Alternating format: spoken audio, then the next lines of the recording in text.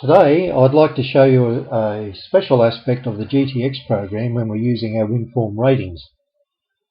And the reason for that is we're looking at winter and we're noticing that all of the tracks are going to be a little bit damp. We're talking temperatures of about somewhere between 12 and 15 degrees at the moment, and the tracks are unlikely to improve.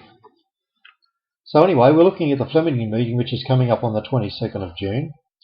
The track will be at least dead. It'll probably be slow. No rain's expected over the next 2 or 3 days. But the interesting thing is that whether it's dead or whether it's slow, the factor we've built in here for all the horses, listed under mud here, and that applies to both dead and slow tracks. So there's really no difference unless the track were to become heavy, in which case we click on the bog factor, which would change the rating slightly. So in advance, I'm able to put these through and see what might happen and make some decisions about what horses I might select.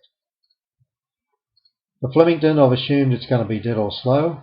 For Eagle Farm, I've assumed a minimum of slow, and that's for the Tats Cup meeting, which is a very good meeting, I might add. And we're looking at a Group 3 Tats Cup here. We're looking at a Group 1 Fillies and Mare handicap here, the Tats Tiara. And so it's going to be somewhat of a disadvantage. The interesting thing is you might notice here that Steps in Time, for example, which we have on top at the moment, has a 6 kilo disadvantage on the mud, or sorry, a 6 kilo advantage on the mud, which indicates it goes okay on the dead to slow tracks. We click on the bog factor and it stays the same. However, you'll notice a lot of the other horses can handle it as well, whereas on the basically dead slow, not so many horses can handle it as well. There is quite a difference between slow and heavy. That's the actual fact. Okie doke, so even Randwick, we're looking at dead, but I think probably with rain and showers predicted over the next couple of days, that'll probably go down to slow too, but I don't think it'll go to heavy. So just depending on the race, it's all fairly low class racing this week with only benchmark handicaps. That's the sort of thing you get in the winter. Now the other thing you might find about the winter is you'll find that the odds grouping will be quite different compared to good track running. That simply means that your top rated horse or your second rated horse are virtually interchangeable, and it also means that sometimes the third rated horse can also come into the mix because of these penalties. Now the advantage we've got if you're using the GTX program is that you can change over depending on whether the conditions have changed or not, and it will tell you how the horses have performed. So in this instance, Bay Window, it's an 8-year-old, so I probably wouldn't back it anyway, has a 0 mud factor, but on a heavy track it gets a 3 factor. So let's just have a look at its basic record. We can find on good tracks it's 15 starts for only 1 win, dead tracks 16 starts for 2 wins.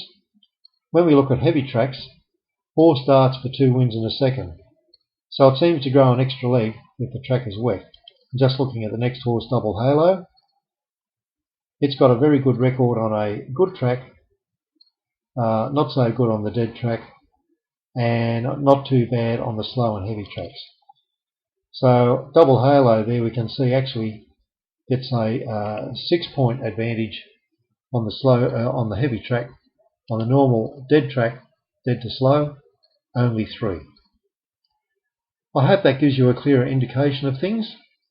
As I said, I'm not particularly betting in this race, but it's just a good example of what I'm talking about. Over in the west, however, in Perth, the tracks are generally going to be good, usually dead at worst even in winter, and so you don't need to worry about those mud factors so much, as most of the horses are not experienced in the running. It's interesting this week, there it is, we actually have a listed race there, and that's the Belmont Guineas, where we've got number 9 Sandpipers on top,